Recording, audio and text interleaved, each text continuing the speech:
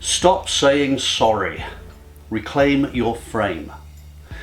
Stop saying sorry for every little thing.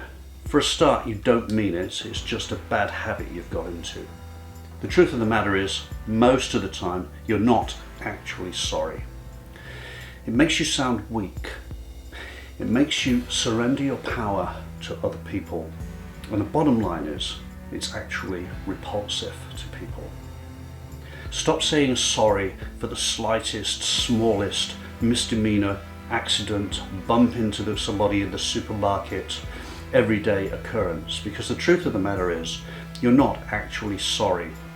You're just mouthing a platitude, which makes you look weak and makes you surrender your power to other people. Complete strangers, in fact. Every time you tell somebody you're sorry when you're not, you're lying to yourself. You're eroding and chipping away at your own self-esteem. So, I would like to encourage you to face this challenge down. For the next 7 days, instead of saying sorry, replace it with either I apologize or pardon me.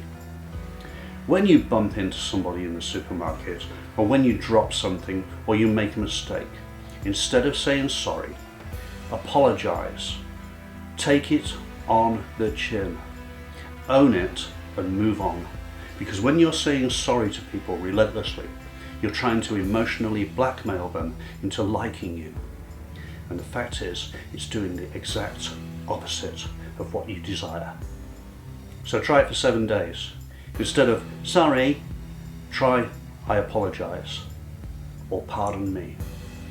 Maintain your frame, reclaim your frame. And remember, whatever it is you dare to do or dare to dream, begin it now.